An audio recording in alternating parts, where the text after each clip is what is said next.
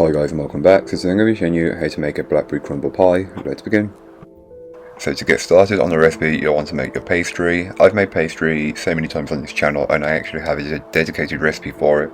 I will leave it linked below and I will also leave the blog post linked for this, but I'll leave it all linked in under the Blackberry Crumble Pie recipe, so don't forget to check it out if you're interested, as I don't need to show you how to make the pastry again, but just follow that and then come back to here.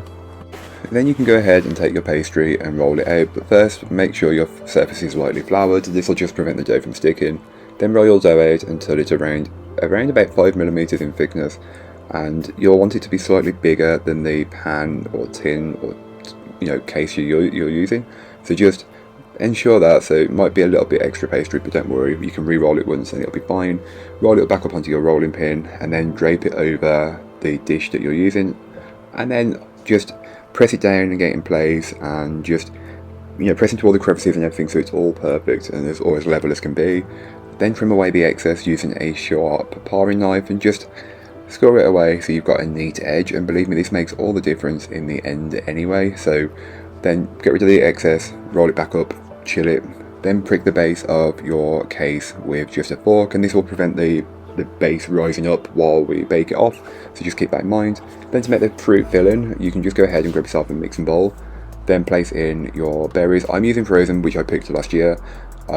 Just add in some sugar and some flour, and then give this all a good mix until it's fully combined. I know it looks like a lot of dry ingredients, but I had a bit of excess water on the berries, and the berries, when they bake, they release their moisture, so you want to keep that in mind when you're making this. So just combine it enough, then once it looks something like this, you're good to go. So transfer that into the base of your pie dish, which you have already lined with a pastry case, and just put all the filling in, and then just give it a little move around so you've got a it's all spread out and level, or as level as possible.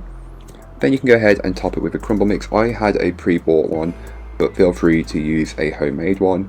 I just wanted to use up ingredients I had in the cupboard, and this was one of those recipes where I had a bit of pastry left and I had a crumble mix to use up, so that's what I did. But I will also leave a recipe for the crumble mix in my recipe. But that's all today. I hope you enjoyed. If you did, don't forget to like, comment and subscribe for more from me, and I'll be back again soon with another recipe, so join me then. In the meanwhile, don't forget to check out the description. There'll be links to this recipe, a link to my blog and links to my social medias. But that's all today. I hope you enjoyed. Bye guys.